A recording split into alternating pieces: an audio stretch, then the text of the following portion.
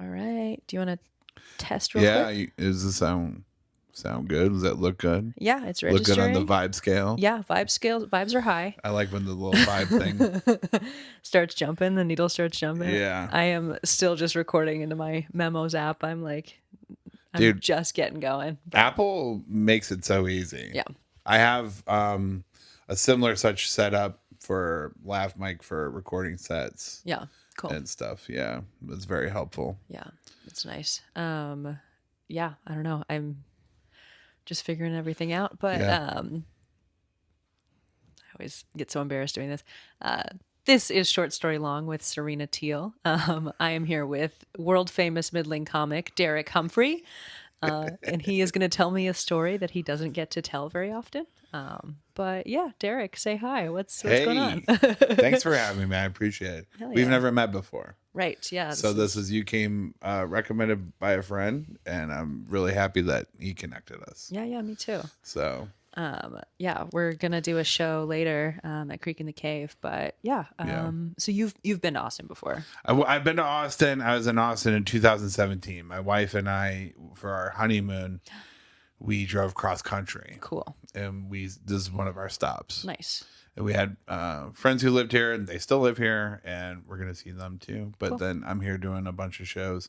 I came here the first time. The scene was very small. Yes. Yeah. That was explosion. Pre-pandemic. Yeah. Yeah. Pre-pandemic. Yeah. There was just this show, Sure Thing, Okay. was a big show back then, and then I did a show at a coffee house where Buzzmill. Yeah. there was another coffee shop where there was like a tree growing inside of it. Cool. Yeah, whatever. That Anyways. sounds very Shire like, very old Austin. Yeah.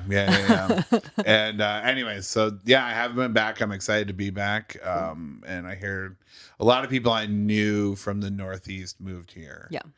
And so I ran into a couple of them. It's been nice. Cool. Yeah. When you were on your honeymoon, did you do New York to LA? Was that your cross country trip? We did. We went, via the South. Cool. So we went through like Virginia and down through Tennessee and swung up through like New Mexico and Cool. But then when we went back, we went through the northern parts. We traveled up as far as Seattle. Wow. And then cut across that way. Cool. And that was great because there are some places I'd never been to Seattle. I'd never been to Portland.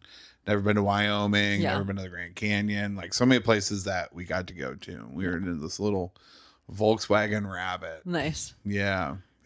That's a cool honeymoon idea because it's like a pressure cooker for your early marriage too. It was a real relationship tester off the top. We had some pretty, I think one of the lowest moments in my comedy life came in Los Angeles. Okay, yeah. Because That's typical. yeah, right. We were poor. And not that I'm doing much better now, but we were I was doing comedy like pretty full time, I guess, but like I wasn't doing great. Yeah. So I had the free time to like travel and Sure. whatnot.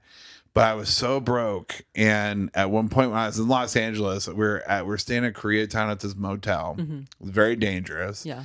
And I went to go do laundry, and I'm doing laundry, and I just had my iPhone sitting on my lap, and it fell off my lap and fell on the ground and broke. Oh no. And it's like an iPhone 6 or whatever Yeah. back then. And I just like started to cry. Yeah. Because I didn't have any money to fix it. Yeah. We were leaving Los Angeles like the next day. Yeah. You were like, my last 275 is like spinning around the washing Oh, machine right dude, now. yeah. And it's like, so I just didn't have a phone. Wow. We had like 2 more weeks on the road or something like that, or that we were gone, and I navigated that. And then I didn't have a phone for like the first couple weeks I was back in New York. Right. Yeah. Just like what do they call? Oh God, what do they call that? Raw dogging. When you don't have any electronic devices or whatever. I was raw dogging New York. Just raw dogging a Just had a career. notebook in my pocket, and I would Okay. take notes or whatever, and then like it was kind of nice. Yeah. It's nice not having your phone. Yeah. Were you just getting offered spots in person then, or like? Oh, like on the road when I was like, Or when you were like back, when yeah. I was back, just like through Facebook or whatever, Sure, and then okay. like I would use my wife's phone to log into stuff, Sure. Instagram or whatever the case may be, to look at things. But yeah, like people didn't have like a real concrete way of contacting me Right. outside of calling my wife, and so yeah, That's I would funny. get offered like some spots in person and whatnot. But Yeah. at that point too, I was not. I was like still really heavy into like I'm doing 5 mics a day. Sure. And then, I knew like where all the creek was, like the creek in the cave, which is not here in Austin, was Right. in Long Island City. Yeah. And it was easy to just hang out there and just do 3 mics in a show there. Right. In a given day, which I think is still the case now. Yeah. But here in Austin, Yeah. which is great. Yeah. So. It's definitely, that's like our sort of like hangout, I would say. Yeah. They've got like the back patio. Have you been to this I haven't one? been to the one here yet. Okay. Yeah. I hear it's awesome. Yeah, it's great. It's like the back patio. It's sort of where almost everybody ends their night there, and so Right. like you can run into whoever you need to talk to at Creek usually. That's awesome because that was really the vibe, excuse me, of back in the day. Yeah. Of like everybody just ended up there, and it was so my wife and I, we moved from Brooklyn to Queens, and Creek used to be in Long Island City, Queens. Mm-hmm. And we got our place. It was like 5 stops from the creek in the cave. Cool. And then I did the very last Creek Cave live, March of 2020. Whoa. Yeah, it was like March 15th or something like that. It was like me and Amy Shanker. Oh, really? Yeah, and I think Paul Hooper, Mike Albanese, Chris Scopo. And we all did it, and then we never did it there again. Yeah. Yeah. But that was the spot though, and I was so excited because we got this place in Queens. I'm going to be 5 stops away, 10 minutes, 15 minutes away from the place I hang out the most, and then now it's gone. Yeah. Now it's like a boxing gym. Oh, really? Okay. Yeah. So same vibes. Yeah. Yeah. Similar. Yeah, People yeah, working yeah. out. People working it out. Yeah. A lot of aggression. Yeah, a lot of aggression, a lot of big male unresolved energy. Yeah, a lot of unresolved tension, a lot of dudes with mom issues. I should go by there. Yeah. I should go by. You'll and fit hang out. right in. Yeah. Yeah, I'll feel right at home. Yeah. Cool. Well, you are here to tell me a story. I am here to tell you a story, and what not to. I guess it doesn't have to be embarrassing or anything like that, does it? No, It could be just kind of thematic to anything. Just a story that you don't get to tell very often. So I started this because I feel like everybody I know has a couple of these stories that like they love about themselves, but like don't really work on stage, or it just never quite comes up. Yeah. Okay. So I feel like just whatever that question sort of means to you. Yeah. You're welcome. Okay, so I guess the story that I don't ever get to tell often, I don't ever talk about really being a veteran in my comedy. Okay. And because I don't want to be lumped in with like the old guys. Sure. Okay. And and it's amazing how many of veterans I meet in comedy in New York. Yeah. But they're young guys. Sure. Because they joined in like 2012 or maybe even like 2020 at this point, and then they got out. And I signed up when Bill Clinton was president. Okay. Yeah, cool. so it's old. Yeah. I joined on the day that the USS Cole was a guided missile destroyer that was bombed in Aden, Yemen in October of 2000. Okay.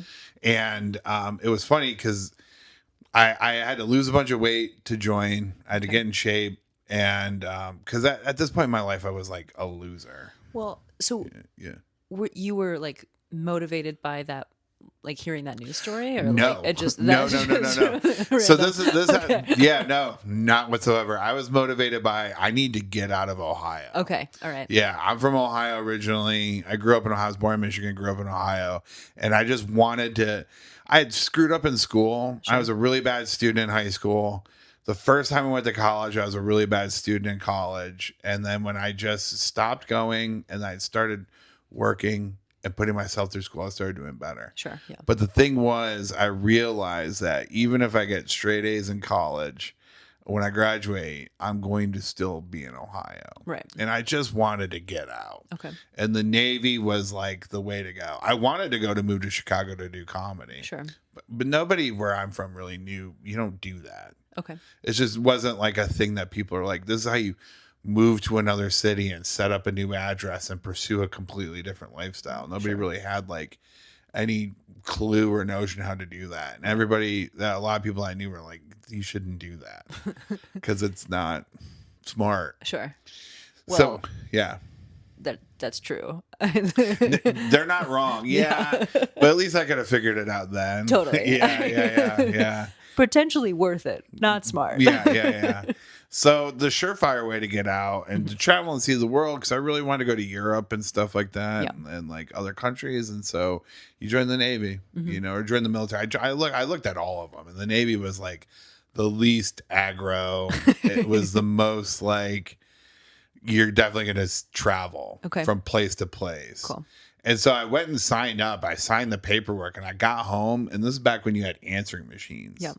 And a little tape cassette or whatever. My mom left me a voicemail and saying like, hey, call us when you get home. I called her and she told me about the bombing. Oh, wow. Yeah. And was like, hey, if you don't want to sign up because of this, we understand. Sure. We're not, like it's danger. Thinking that it would be more dangerous. Okay. Yeah. She's concerned for her son, and I'm like, this is the job, Mom. Yeah. Like, I'm not trying to be tough about it either, but it's just like, this is the military. Yeah. And I needed a change for sure. Yeah. Well, it's not as though like that risk would be mitigated if that bombing could have happened the next day and you would have still been in the right. Well, here's the funny thing about it though too is that so the USS Cole was the one that pulled in, and there was another ship called the USS Donald Cook that was scheduled to go in, right? But they let the Cole go in first to refuel because they were lower on fuel reserves. Okay. So it could have been the Donald Cook, right? So the Donald Cook, their emergency response team was the one that actually helped save the Cole from sinking. And the USS Donald Cook was eventually the ship that I got stationed to. Whoa, okay. Yeah, I mean, so the people, and I was in that division of the people who helped save it. Okay. And so those people that I saw like on the news were eventually going to be my like shipmates or, in my division, my division people or whatever. And so, so it could have been them. Right. I mean, just as easily as, that sliding glass theory of like, or sliding doors or whatever. It's like, it could have been you. Yeah. It could have been those guys. So yeah, you're right. It could just be anybody at any time. You really have no idea, so. Yeah. Like that's a reminder of the risk that you're taking in signing up for the military, but it's not like, like that risk is ever present in that sort of line of work. Yeah. I mean, it is like a comedy because I have people who bring it up to me who are like naive to comedy. Like, what if it goes bad? Like, well, most of the time it does. And it's a huge part of this, actually. It's a huge part of it. And, but you still do it because like when it goes great, it's awesome. Yeah. And you love doing it, Yeah. So I'm worried about tonight. We'll see how the show goes. I hope you have a great time. Yeah, thanks. Yeah. So anyway, we'll see. So I signed up for it, and then I left in January of 2001, early January 2001. Actually, left to go be in the go to boot camp and whatnot. And then within 6 months, I went to boot camp, went to school, and I got assigned to that ship. Okay. And my first week there was the first week of a new captain for the ship as well. His name was JJ Costello. He's like one of the best people I've ever met in my life. Cool. And he was a real hard ass and stuff, but he was like a nice, caring guy too. And just super attentive to detail and stuff like that. And so, again, sliding glass doors or glass doors or sliding doors. I always screw up that theory name, but butterfly effect, whatever it may be. So I'm getting acclimated to the ship over the next couple of months and stuff like that. And then like we were scheduled to go do what's called like a weapons unload. Okay. And you put missiles onto your ship. Sure. Basically, you have to go to a special station for it. It's away from the main base, which makes sense because you don't want to handle weapons near a bunch of other ships, because if something goes bad, then it affects the others and whatnot. Yeah. And so there was one morning, and so while you do this, you're basically like, you're not scheduled to go anywhere. You're not scheduled to leave to go out to sea or anything like that. You're just there to do that function. So what they end up doing is they send a lot of the crew to go do training. Okay. So like for example, one time when I had to go do training, I was a firefighter. They also sent me to EMT school for 30 days. Okay. And the ship left me behind or whatever. So we sent people there because we sent a third of our crew to training because we didn't anticipate anything was going to happen. Sure, of course. And then this Tuesday in September of the 11th, we're all just hanging out, and like we're like literally we're just hanging out in our berthing space, and like your apartment is a good sized apartment for one person. We had 18 dudes who would sleep in this much square footage. Sure, okay. And, it was a place where we'd all hang out or whatever. And there was a TV in there. And we're just like watching MTV. This is when MTV played videos. Okay. It wasn't just, Jersey Shore or whatever it is that they show on MTV now. I don't think they're showing Jersey Shore on MTV anymore. I have no clue what is on MTV. You're probably right. I don't even know if MTV is still a thing, but yeah. We're watching Outkast. Outkast was real hot at the time. Stankonia would have come out pretty recently. Yeah. This was when oh shoot, what was it? Yeah, it was around Stankonia. Or no, what was whatever. It was like when Caroline was a big Caroline Roses. Anyways, I'm dating myself here. And like 9 Inch Nails was having a comeback, and like there's a lot. It was like when the new wave renaissance was coming along. But anyway, so then like over the loudspeakers, there's the captain is like, everybody like stop what you're doing, turn on the news. And you turn on the news, you switch over to ABC, and there's a plane had hit the fucking World Trade Center.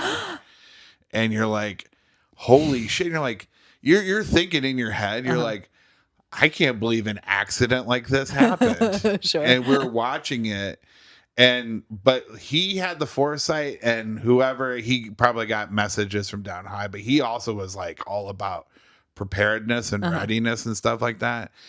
And by the time the second plane had hit, we were already like underway. Okay. So we're in Virginia, and we closed up shop. Everybody got to their like quarters, like their battle stations or whatever. Okay. And then we hauled ass up to New York. Okay. And we were full bore on our way along the coast up there. Sure. When within like 20 minutes or whatever, when the second plane hit. And it was, and so when the second plane hit, you're like, okay, this is not an accident. Crazy accident twice in a row. They're having a really bad day at air traffic control that day. And and honestly, that's the last day I felt very uncynical about the world in a certain way. Okay. Because America through the 90s was like an awesome place to be. Totally, yeah. Yeah. I mean, like, everybody was right. When the biggest scandal in the world was the president got a blowjob from a young lady, and that was all over the news. And then like George W. Bush was a meandering idiot. Yeah. and people were just like, it was Al Gore versus George Bush, and Yeah. it wasn't like the fate of the world, we're all gonna die Mhm. any day now sort of thing. It was just like everybody's just like, all right, we're having a good time. Just sort of cheery. Yeah. Yeah, everybody was like, I mean, and then that happens, Mhm. and then you're like, oh my God. Yeah. Something has changed Yeah, fundamentally. yeah. And I feel as if, like, this is the term now, but I feel like, so in the ensuing months and years after that, even in the military, I became what is now called black pilled, Okay. in the sense of like very cynical Okay. about all this sort of stuff, because we were, so for the first like day or two after 9/11, we were Mhm. stationed in the harbor of Jersey. Okay.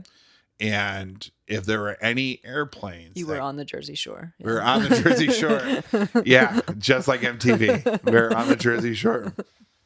And if any airplanes came into the airspace, because all the planes all over the world were grounded, Yeah. you had to shoot it out of the sky.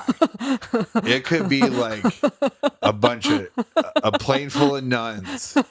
Like, hey, the Catholic Convention is sending all their nuns and popes and cardinals to you guys right now, but we don't know if it's been taken over. We got to blow it out of the sky. Did you get to do it? Probably not. No. I guess, yeah, we would have heard about that. But that's wild to just be Yeah. like watching, looking for planes to go by. Like, that's your whole day. Yeah. Well, yeah, all this advanced radar equipment. And my thing was too, is like, because I had for a while what a psychologist would describe as moral PTSD. Okay. But to have, but I was just a firefighter. I wasn't pointing any guns. I wasn't shooting anybody. I wasn't making any high level decisions like that. Just not to absolve myself from complicity, but it's also at the same time, it's not like I was like directly responsible for any of those sort of decisions. But I will say what made the cynicism over the years made me look back and go, you ever hear the story of Flight 93? No. Or So United, they made a movie about it, Flight 93. And I don't mean to shit on these people's like lives or memories or whatever, but Flight 93 was one of the flights that was taken over by Al Qaeda. okay. And it was supposed to land, I guess it was aimed for there was one that landed like at the Pentagon, Right. I guess. And then there was another one. And the story is that there's a bunch of passengers who took over the plane. Right. From the terrorists or whatever, you know what I mean? Yeah. Which I hope is true. But my cynicism behind it is, some F-18 fighters like probably shot it down. Sure. Okay. Because it was confirmed that they were full, it was been taken over by terrorists. Yeah. We had those orders. Why wouldn't the Air Force have those orders? Yeah, of course. Yeah. And this is such a sad story. I shouldn't have told this story. Okay. But I never talk about it. Yeah. And it's something that like people are have sometimes they'll be like, you need to talk about this in your comedy. I'm like, what about this is funny to you? Well, okay. What does the term moral PTSD mean? I don't know what that is. So, in addition to being witness to 9/11, and Okay. Yeah. That was a crazy slip. yeah, that was, yeah. I'm But here with like, President Bush and yeah.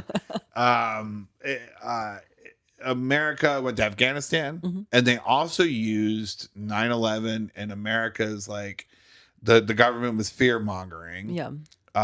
In order to justify us going to Iraq. Sure. And so I was on the first ship to fire missiles into Baghdad. Okay.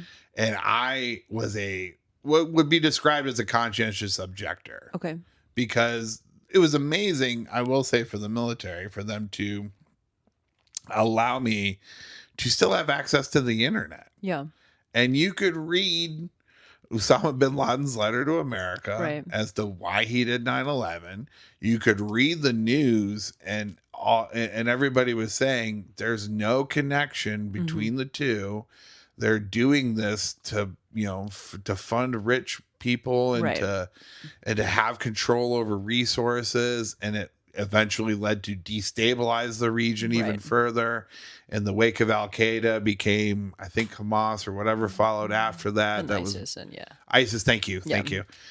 Which was like worse. And when you're a part of an operation that takes lives Mm-hmm. and causes all this chaos and destruction and stuff like that, even if you're not the person who's like pulling the trigger, and Mm-hmm. even you could be saying, I don't agree with this sort of thing, Right. you're still there. I was on the flight deck outside watching missiles get Sure. launched into this thing. Well, and it's like a step beyond like complicity almost, or like not objecting, because like you're involved in the success of the operation. Mm-hmm. Right. Yeah. Yeah. My role, I can try see to that. look at it as like I was a firefighter. I was a guy who was just there to like save lives of Yeah. people who are around me. Yeah. You know what I mean? Well, But- and the machine like so efficiently exports the guilt of those decisions onto like regular working people who join the military so they can get out of Ohio, rather than sure. like people who are yeah. actually responsible for making this happen. Yeah, it's crazy. I mean, I sometimes wonder if that's why our economy is so bad, so that we have so many people who have not really a whole lot of options other than to join the military. Because like, yeah, my niece graduated recently, last month, and from high school. Yeah. And I saw a couple of kids were like going to the army or whatever, and I'm like, why? Yeah. I mean, probably because they don't want to take out $1 million in student loans. Right. Yeah. Yeah. Or like that's the only way for them. Like it might be in their family or Yeah. whatever the case may be. Well, there's a lot of like very direct monetary benefits, not just in terms of, like what you get paid, but like what you don't have to then pay for like the housing loans and all that kind of stuff. Yeah, absolutely. Military benefits. And yeah, I mean, my thing was I joined when it was the fun times of like, oh, we're just traveling around or whatever. And I Yeah. still got to travel and do like a lot of cool things and see a lot of great places. And I wouldn't trade the experience for it. Sometimes I'm like, knowing what I know now, it's like I should have just went into comedy when I was young. But then I met, a lot of great people. I got to go to places I never got to go with comedy and stuff like that. And I've got to have a perspective on the world, which has informed who I am as an adult now, So, and there are benefits to it long term, like in terms of, like you mentioned, well, I don't have a housing loan, but like, when for a while I had healthcare through the VA and stuff like that. I still have it. I just don't need it anymore. Nice. But yeah, so yeah, there are those benefits to it. And it's a classic because you don't see kids graduating from private school and being like, I'm going to maybe if they're going to be an officer. Right. Yeah. Yeah. And that takes like great grades and a recommendation from like a senator. The like West Point thing. Yeah, the West Point or the Naval Academy and stuff like that. That's always existed though too. Like that you could join like the military as like a cavalry member rather than a foot soldier. Like right. And then you're kind of like protected and safer, and it's military service, but like not the cannon fodder military service. Right. Yeah, absolutely. Yeah, there are guys I went to high school with that joined the Marines, and I'm like, oh my God, you guys are yeesh. So one of the benefits, I would say, I don't know if I'll call it benefit. One of the things that as a result of being in the military when I wasn't being in that ship was for a while when I didn't have any like real kind of like credits in comedy, the people would be like, how do you want us to bring you up? I'm like, oh, see, I was in the Oscar nominated film Lady Bird. And they're like, okay. And then everybody looks at you quizzically, and then they go and they bring you up for it or whatever. And they're like, who were you in Lady Bird? I was like, no, it takes place in 2003. And they show footage of the ship firing missiles into Baghdad. That was my ship. That's me. Yeah. Yeah. So I was like, technically, I'm in Lady Bird. I'm on the deck in that scene. Yeah. Technically, I'm in Lady Bird. That's funny. Yeah, but it's nothing that I hardly ever bring it up. Yeah. And I told that story, just that specific anecdote the other night, and people are like, "You were in the military?" I'm like, "Oh, buddy, was I?" Yeah. So I'd tell all the that whole spiel. Well, it's in your bio. It is. Yeah. It is now. I got a call from another comic a few years ago who was doing. NBC used to have Stand Up for Diversity, Okay.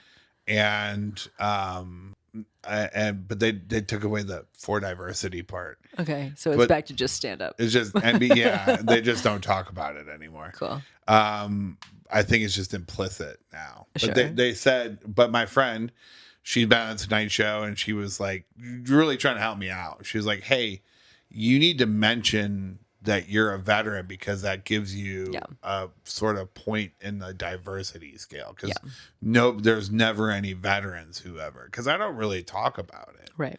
You know, one, it was like at this point 20 years ago.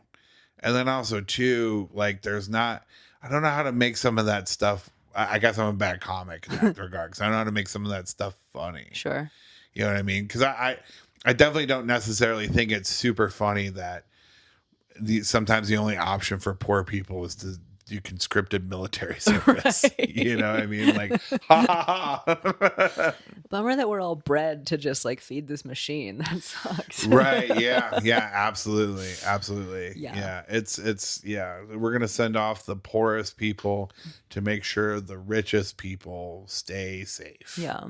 You know? Well, I think it's tough too because like that cynicism, I think, is more commonly held now. Like a lot of people went through this same sort of black pill moment, or like they've a lot of people feel cynical now about the military, the like entire sort of American dream and infrastructure, and the whole like portrait of us, you know. So it would be tough to just like joke about that because like it's so common. Right. Yeah. So cynical about that. And I forgive me for making assumptions. I'm going to assume you're younger than me.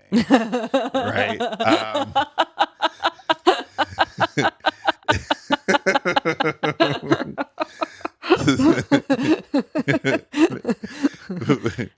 Yes. Yeah. So you're in your 20s? I'm 30. Oh, you look great. Thank you. You look so youthful. You could have told me you were 24.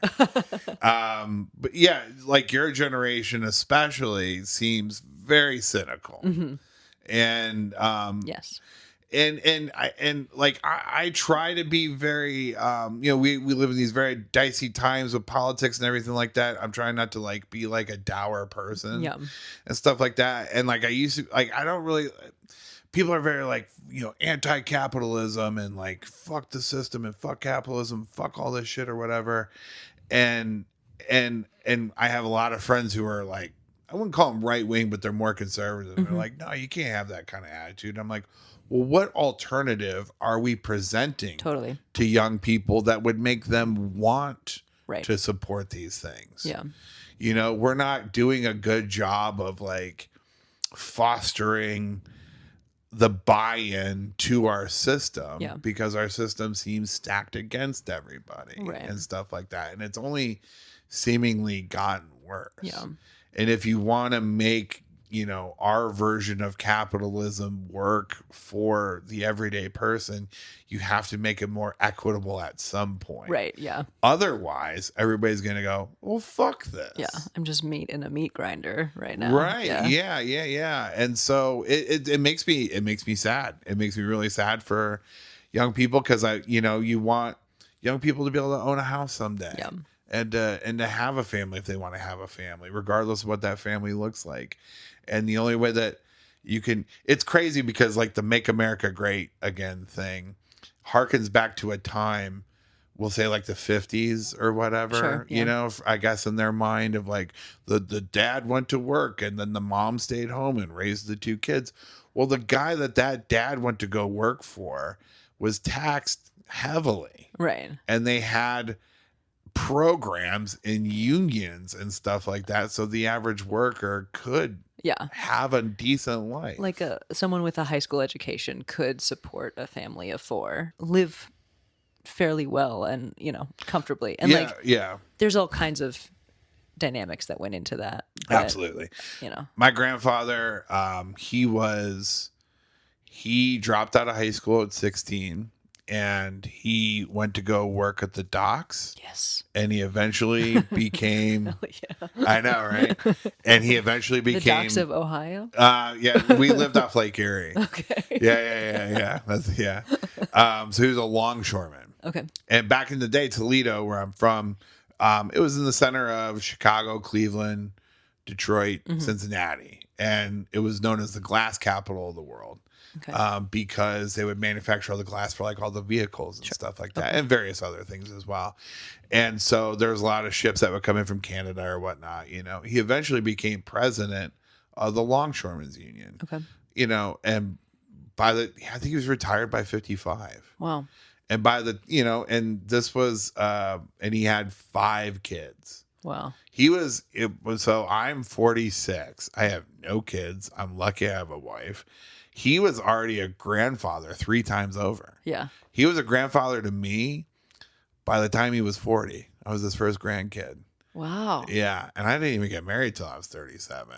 And, and that's not to blame society for my fuck ups. But I'm just saying, like, it's just generationally different. Totally. Yeah.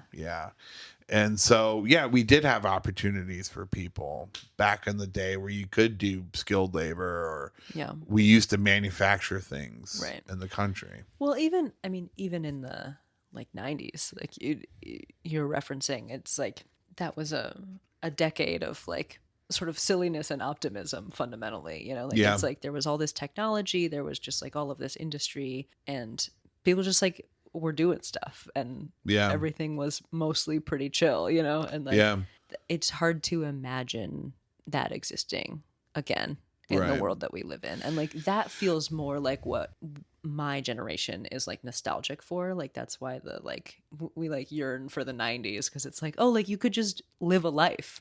Yes. Like, yeah, you could. Enjoy yourself and like move forward and hang out with your friends and have your family and like just live your life. And it just like seems like this time that was like fundamentally pretty peaceful, fundamentally pretty fair. You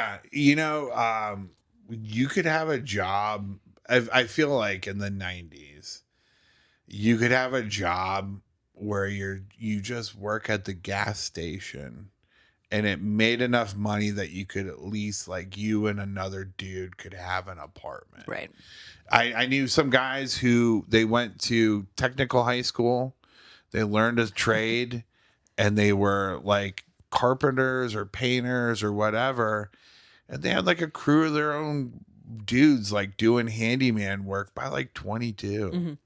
I know a guy, I went to high school with him. He became a painter, and now he's like doing great for himself. And it seems like he's the last generation to be able to do that sort of thing.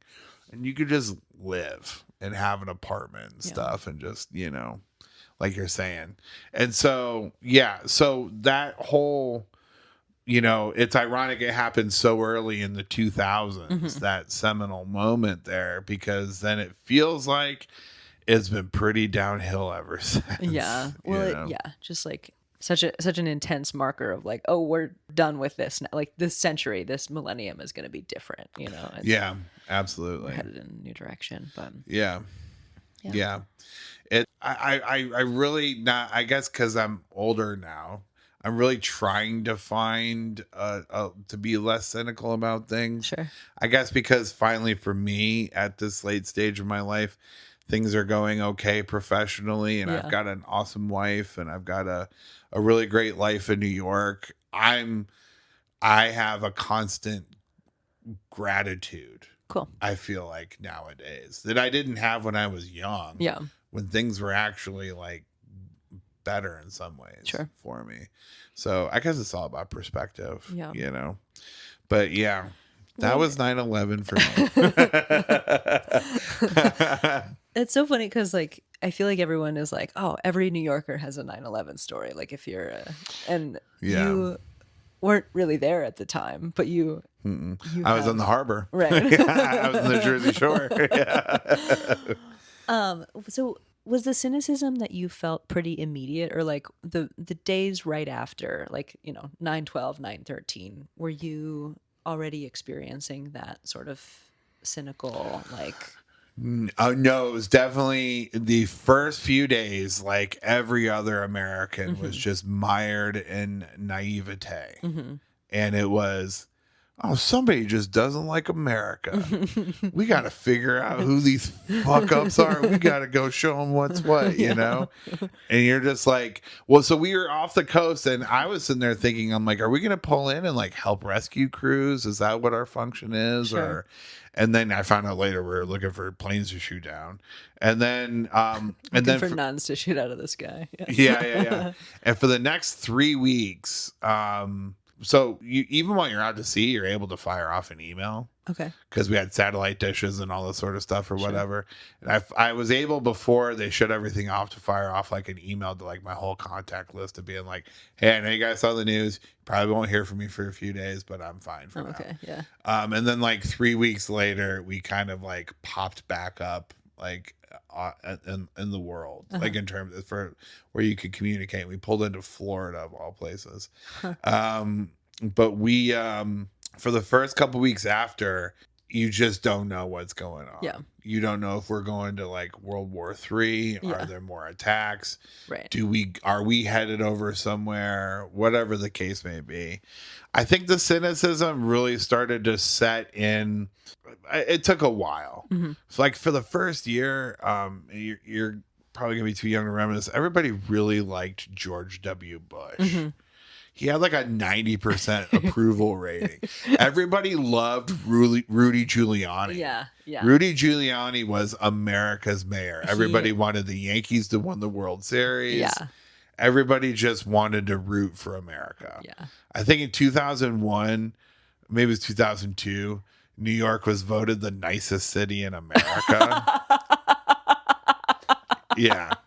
Like in That's terms of like the preposterous. people are like the Right. happiest and smiliest. Preposterous. Yeah, every other year it's been Charleston, South Carolina. But now it's that one year it was like everybody was rooting for us pretty hard. The dust is like still settling. Like, Yeah, they're like, yeah. Oh, it's so nice here. But It's then it been was like when Charleston? everybody started to be like, oh, we're going to go to war now on top of this in places that didn't have anything to do with this. That's when the cynicism really started to kick in. Wow. Sorry, you were asking about Charleston. I'm surprised that it's been Charleston, South Carolina. Have you ever been?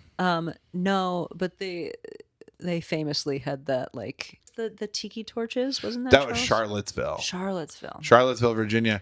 I'm sorry, Charleston. No, it's okay. The irony of that is that I lived in Charleston after the military for 7 years. And it is a wonderful town. I left before the kids shot up the church. Okay. But on my honeymoon, Charlottesville, my wife and I visited Charlottesville, and then the following weekend they had that rally. Whoa. Yeah, it was like, man, we were really dodging some bullets here. Yeah, You're like touching all of the places that are. Oh, dude, tell me about it. Yeah, I know. I am like a black curse upon this planet. No, that was Charlottesville for sure. But Charleston's like a very genteel southern place. It's all predicated on hospitality. So Sounds lovely. they have to maintain this veneer of, oh, we're all happy. Can I tell you my 9/11 story? Oh, please. So I'm probably one of the last people who actually remembers 9/11 happening. I was 6, but I have memories of it. And I was in school in Chicago, where I grew up. Okay. And our school, I went to a grade school called Francis Xavier Ward, which you could see the Sears Tower from the windows of my grade school. And so after the planes hit, all these rumors started going around that they were going to like go after other like big buildings in America. And so everyone was like, they're going to come like fly a plane into the Sears Tower. Right. Yeah. There's like no real evidence that there were plans for that, but everyone was just like freaking out about it. And, and so our parents came to like pick us up from school, and like slowly throughout the day, more and more kids kept getting picked up. And I was like so young that they didn't really tell us what had happened. But they had like told some of the older kids, and so like like we're hearing it in the hallway, like everything's crazy. And it's my older sister's birthday. Oh, whoa. And so Wow, she could never celebrate her birthday again. oh, we have fun with it now. Yeah, I bet. Yeah, I bet. Yeah, yeah. She, she had brought cupcakes for the whole Oh, her whole God. class, and like slowly it's like more and more kids were leaving school, and she was just like sitting up there just like, well, I guess everybody's gonna get 3 cupcakes now. Yeah. Like there's gonna be so few of us. Who wants my 9/11 cupcakes? And we get in the car, like my dad comes to pick us up, and we get in the car, and my sister just goes, I'm gonna have a famous birthday.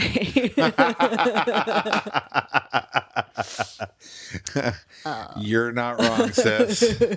But yeah, it's funny that you say that for the year after 9/11, everybody loved George Bush, because the single person in America who did not love George Bush at that time was my father. He was like Yeah. running a blog about like how terrible of a job George Bush was doing. Wow. Yeah.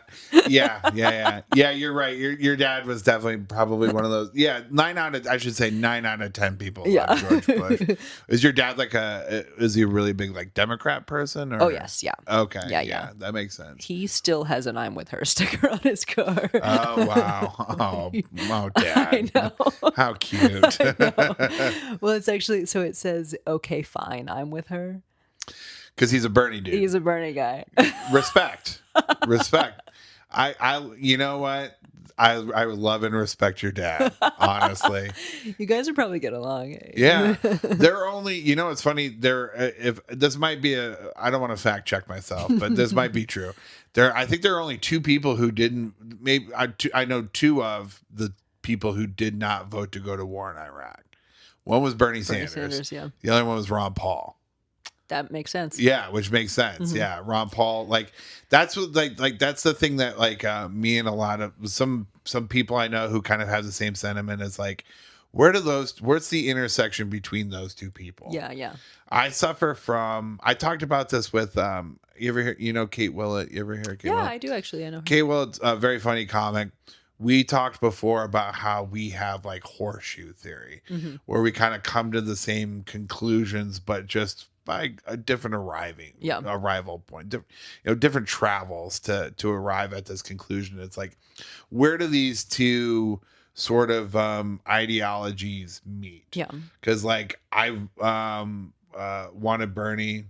A lot of people wanted Bernie. Yeah. A lot of people I know do not like Hillary Clinton because of the Bernie thing. Right. And I understand why people were like, well, it can't be Trump. But it's like, man, when I lived in New York during that election. Yeah. And the New York Times, ironic, a guy worked with at Microsoft. He was like the editor. I used to be like a secretary at Microsoft, like a temp job or whatever. It was a temp job that turned into my permit. I wasn't like, hello, Microsoft. yeah. It was basically just like letting the catering in, and but the guy taking a little off the top. yeah, who is the head economist for the New York Times, he also works at Microsoft. Cool. And he put this article in the paper that was like, oh, Hillary's gonna win 4-1 against Trump. Sure. It's just a coronation at this point. Mm-hmm. And so many people didn't go vote because of that. Yeah. They're like, well, if she's going to win, why am I going to waste my time going? Yeah. And then it turned out it didn't happen. Yeah. Yeah. And it was, and a lot of people were mad because 2016 was an anti-establishment year. Mm-hmm. And then you took the 2 anti-establishment candidates, would have been Bernie and Trump. Yeah. But Hillary took him out. And so now it's all screwed up. Yeah. But I would definitely love to talk to your dad, I'm sure. We're probably the same age. I think he's a little younger than you. Yep. Wouldn't surprise me. Oh my God. Wait, so you grew up in Chicago. Mm-hmm. I love Chicago. Yeah, great. I went to Great Lakes. That was where my Great Lakes, Illinois, right outside Chicago. That's where my boot camp was. Oh, cool. Okay. Yeah. So were you in Chicago proper, or were you in like Evanston or whatever that is? Or? I grew up in Chicago proper. Oh, cool. Portage Park was my neighborhood. It's on That's the Blue awesome. Line. Yeah. So did you come to Austin for comedy? I did. I spent 10 years in Montana first, and then I came to Austin for comedy. So Oh, I didn't wow. come here from there. I didn't ever do comedy there. Okay. But yeah, I moved to Montana for college, and Awesome. then I was out there for a while. Started comedy out there, and Yeah. then Bozeman? yeah. Have Nice. you I been have through? friends who live in Bozeman. Okay. Yeah. That's awesome. I Yeah. want to go. I want to go back to Bozeman. Yeah. We went to Montana during my honeymoon. Okay, cool. Yeah, one of the various stops. There's a little bit of a scene out in Montana now, Yeah. and a small club in Bozeman. Yeah. You ever What is Last Best? Mhm. Is that what it's called? Yeah. It's great. The trouble with Last Best is getting there. Yeah. Yeah. Yeah. Yeah. It's one of those places I would love to do it if I could line it up with maybe something else that's even remotely close. Right. around. Yeah. It's tough because like Salt Lake, Denver, Seattle are all like 8 hours away, and there's nothing until you get to Fargo going east. And so, Right. yeah, Yeah. it's just like, Yeah. But beautiful country out there. What'd you go to school for, if you want me asking? I have a philosophy degree. No kidding. Not Wow. kidding. I would never joke about that. Who do you? So I didn't graduate college, you could tell. But so it's a very childish sort of question. But do you have like a favorite philosopher? No is the short answer. I am currently reading Nietzsche. Oh, cool! I love Nietzsche. Yeah. Yeah. So that's where I'm at right now. He's great one-liners. he has great one-liners. I love like Really the Mitch Hedberg of philosophers, and that's what I've always said about right, yeah. It's funny because my buddy. It's ironic you mentioned that because one of my best friends, we were hanging out a couple weeks ago, and he's like, I'm getting into Nietzsche. I'm reading that a lot. He's like talking about like he's so right about all this stuff, and I was like, he did try to marry his horse by the end. Like, I agree with you, but Sure. like, let's keep it in perspective here. Let us not be judged by what we do by the end. Right? No, fair enough. True. Me and senile is True. fucked for everyone. Yeah, I think he had like syphilis or something like that. Yeah, that I made don't him know. go crazy or whatever. So That wouldn't surprise me. He talks sometimes about like how celibacy is like one of the like mind diseases that makes people weaker.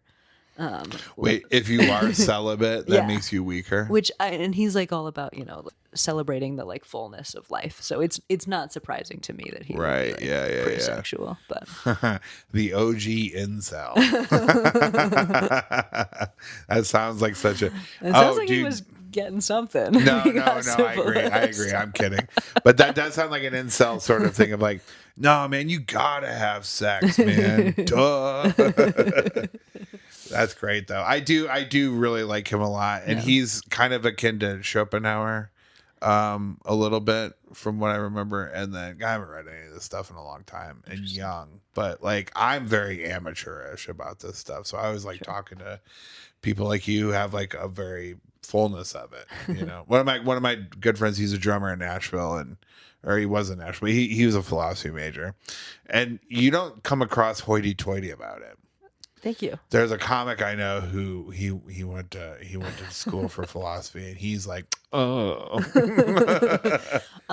Yeah, I'm profoundly embarrassed about it. I don't be. It's a degree. No, it's an education. It is a cool thing. I'm like glad for my experience. I got a piece of paper that says I really like reading. Yeah. Like I knew that. That's awesome, though. Honestly, you would get along great with my wife. Oh yeah. She loves reading. She makes fun of how much little reading I do. Yeah. Yeah. Is she gonna be? She'll be there tonight. She's coming to the show tonight. Cool. Yeah. She's gonna be one of the 4 people there. Sweet. So I got a text from Rebecca earlier, and she was like, "Hey, you might want to make some promo videos." I'm like, "All right, boy." Yeah, Excellent. I think it'll be fun. I think Yeah. we'll see I what mean, the happens. creek. I'm excited to go to the creek. I'm excited to be here. Yeah. So You must know Rebecca from way back in the day. Eh? Mhm. Yeah, cool.